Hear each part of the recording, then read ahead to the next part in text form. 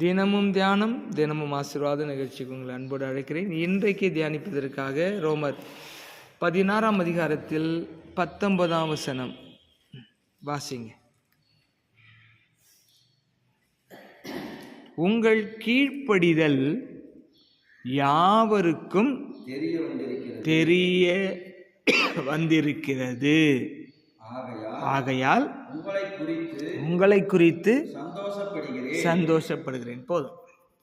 ஒரு பகுதியை வாசித்திருக்கோம், ஒரு வசனத்தின் ஒரு பகுதியை. நல்லா கவனிங்க. நமக்கு இந்த மாத வாக்குத்தத்தம் என்னன்னா, சமாதானத்தின் தேவன் சீக்கிரமாய் சாத்தானை உங்கள் காலின் கீழே, தனிப்பட்ட ஒருவருடைய காலின் கீழே ரசிக்க போடுவார்கள்.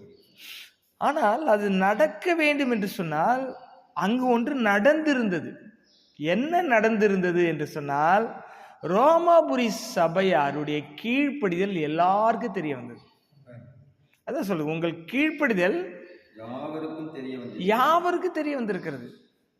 ஒரு குழந்தை பெற்றோருக்கு கீழ்ப்படிதல் யாவருக்கு தெரிய வரும். ஒரு மனைவி கணவன் கீழ்ப்படிதல் யாவருக்கு தெரிய வரும். ஒரு சபை மக்கள் போதற்கு கீழ்ப்படிதல் யாவருக்கு தெரிய வரும். ஒரு சபையில் யார் சொன்னா கேட்பாங்க கேட்க மாட்டாங்க, விசுவாசிகளுக்கு தெரியும், ஊழியருக்கும் தெரியும். அப்ப பாருங்க, அன்னைக்கு ரோமபுரி நாட்டு சபையார் பவுலின் வார்த்தைக்கு கீழ்ப்படிந்ததை இங்கு பதிவு செய்து 2000 வருஷமா நம்ம வாசிக்கிறோம். நம்முடைய கீழ்ப்படிதல் என்பது பர்மனண்டான ஒன்றாக இருக்கணும். அதான் கீழ்ப்படிதல். என்ன சொல்லியிருக்கா? உங்கள் கீழ்ப்படிதல் யாவருக்கும் தெரிய வந்திருக்கிறது, ஆகையால் உங்களை குறித்து சந்தோஷப்படுகிறேன். பாருங்க, அதாவது அன்பு, சந்தோஷம், சமாதானம். இப்ப சந்தோஷம் இங்க வந்துருச்சு, அடுத்து 20ஆம் வசனத்துல சமாதானம் வருது. எங்க கீழ்ப்படிதல் இருக்கோ அங்க சந்தோஷம் இருக்கு. அல்லேலூயா. அப்ப நம்ம எங்க கீழ்ப்படிய வேண்டுமோ, யாருக்கு கீழ்ப்படிய வேண்டுமோ அதை நாம் செய்தால் சந்தோஷம் வரும். அடுத்தது சமாதானம் வரும். சமாதானத்தின் தேவன் என்ன செய்வார்னா, சாத்தானை உங்கள் கால்கீழ் நசுக்கி போடுவார். ஆண்டவர் இந்த உலகத்துல நம்மளை பார்த்து சொல்லி இருக்கிற இந்த வார்த்தை மிகப்பெரிய வார்த்தை. சாத்தான் யாருன்னு, இந்த உலகத்தின் அதிபதின்றார். இந்த உலகத்துக்கே யார் அவன்?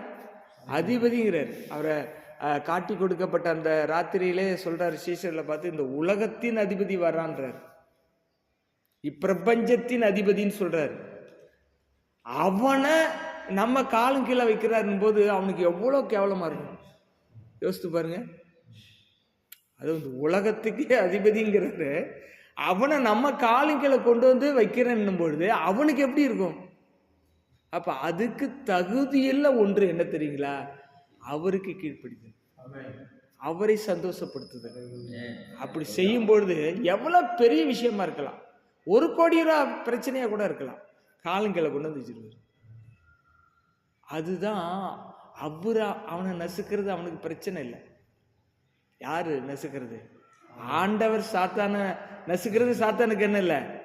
அவரு லார்டு, அவர் கிங் ஆஃப் கிங், அவர் யாருன்னு அவனுக்கு நல்லா தெரியும்.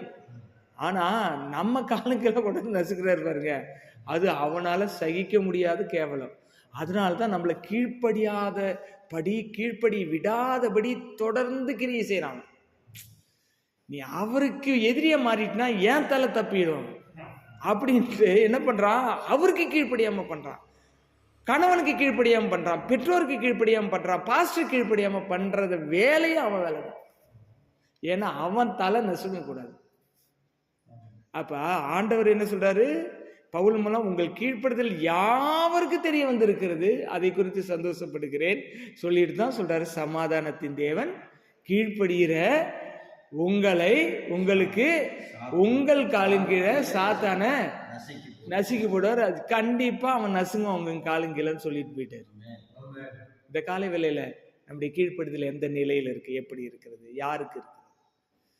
நம் சுயநலவாதியா இருந்தா யாருக்குமே கீழ்ப்படிய மாட்டோம். சிலர் சொல்லுவாங்க, நான் யார் சொன்னாலும் கேட்க மாட்டேன். அங்கதான் வானமடுத்து பொல்லாதாவி வேலை செய்யுதுன்னு அர்த்தம். தேவனுக்கு விரோதமாக நம்மளை எழுப்பக்கூடிய ஒரு விஷயம் இருக்குன்னா அது கீழ்ப்படியாமை. தேவனை சந்தோஷப்படுத்துகிற விஷயம் ஒன்று இருக்குன்னா அது கீழ்ப்படிதல். கர்த்தர் அந்த கிருபையை இந்த சத்தத்தை கேட்கிற யாவருக்கு தருவாராக. கண்களை மூடி ஆண்டவரை நோக்கி பார்ப்போம். எங்கள் அன்பு நிறைந்த தகப்பனே, உம்முடைய கிருபை எங்களை தாங்கி நடத்தட்டும். இந்த நாளிலே தேவையான ஆண்டவரை ஆலோசனை எனக்கும் சபைக்கும் கொடுத்திருக்கிறீரே, உமக்கு ஸ்தோத்திரம்.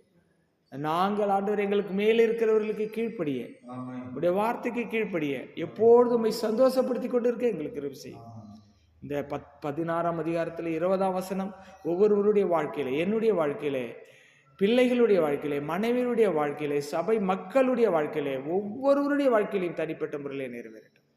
உடைய நாமத்தை மேம்படுத்தும் ஆசீர்வதி. இயேசுவின் நாமத்தில் ஜெபிக்கிறோம் எங்கள் நல்ல பிதாவே. என் ஆத்துமாவே கர்த்தரை ஸ்தோத்திரி, என் முழுவலுமே பரிசுத்த நாமத்தை ஸ்தோத்திரி. என் ஆத்துமாவே சகல அல்லேலூயா, அல்லேலூயா, அல்லேலூயா.